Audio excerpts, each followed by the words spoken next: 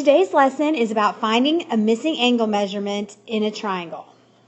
The lesson objective for this lesson is that by the end of the lesson, I can find the measurement of an interior or exterior angle of a triangle using angle measurements that have already been given. So knowing certain things about a triangle, I can find any missing angle measurements. All right, let's do a little vocabulary and a little reminder. Interior angles of a triangle. Okay, the interior angles of a triangle are the three angles that are inside the triangle.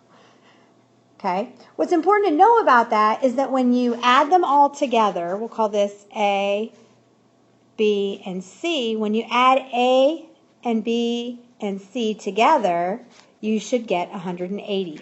That's going to help you find missing interior angles. It'll also help you find missing exterior angles. So what is an exterior angle of a triangle? Every interior angle of the triangle also has an exterior angle. If you extended the line out from each side, that would be your exterior angle of the triangle. And they are supplementary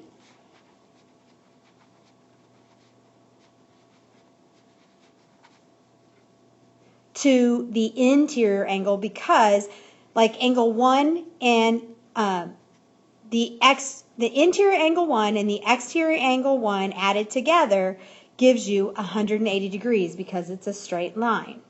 Okay, so they are supplementary to each other and they are equal to 180 degrees. These two important facts are going to help you find any angle that is missing in a triangle. So we've done this before, but just to review, how do you find the missing interior angle of a triangle? Well, the first thing you do is write an equation using all three angles and set them equal to 180 degrees. So for instance, I want to find angle B, the measurement of angle B. So I'm going to set up an equation. X, because that's what we're going to call it, is X, plus 80 plus 70 equals 180 degrees. That's saying that all three of these angles added together give me 180 degrees. So then I'm going to just solve it. Put my like terms together. X plus 150 equals 180. Subtract 150 from both sides. X equals 30 degrees. So I know that this interior angle is 30 degrees. Interior angles are pretty easy, so I want you to go ahead and pause your video right now and find this one. And yes, there are two angle measurements given. Remember what you know about this little box at the bottom. So set up an equation and solve it, and then come back and see how you did. Okay, so let's see how you did.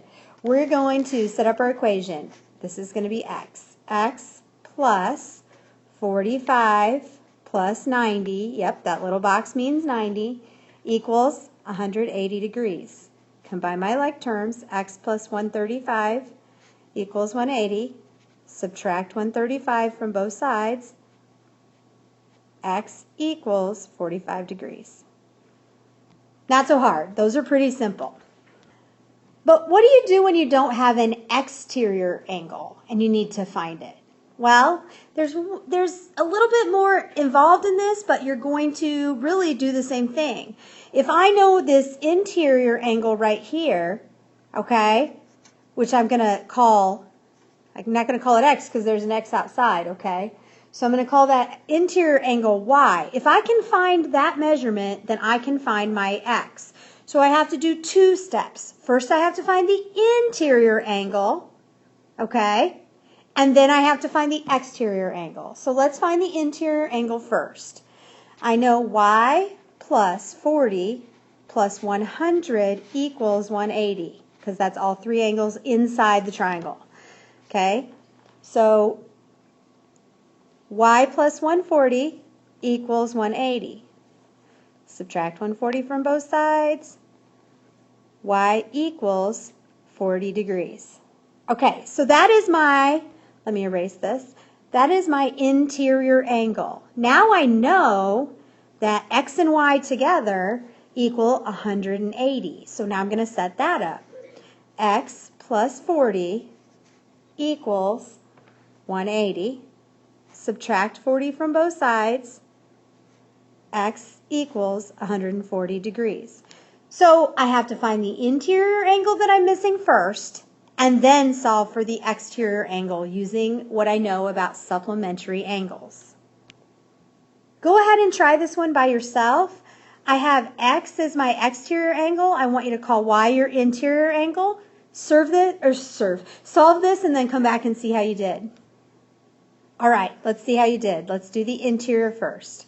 Y plus 30 plus 45 equals 180. Y plus 75 equals 180. Subtract 75 from both sides. X equals 105 degrees. So my interior angle is 105. Let's find the exterior angle. X plus 105 equals 180. Subtract 105 from both sides. X equals 75 degrees. Hopefully you didn't have any trouble with that. If you did, write down any questions you might have. Please make sure you have all of these calculations on your notes. Okay, let's talk about one more thing about triangles. We're going to talk about the angle-angle similarity theorem. Let's talk about what that means. Well, similar triangles are two triangles that have the same shape, but may not have the same size. Okay, so they're the same, they're congruent shapes, but they have different sizes. Here's what the angle-angle similarity theorem tells us, okay? First we have to talk about corresponding angles. If we have similar triangles, then we have corresponding angles. What does that mean? That means that angle B is corresponding to angle E. Angle A corresponds to angle F. And angle C corresponds to angle D. That means that they are similar. The angle-angle similarity theorem says that if two pairs of corresponding angles are congruent, then the triangles are similar. How does that help you?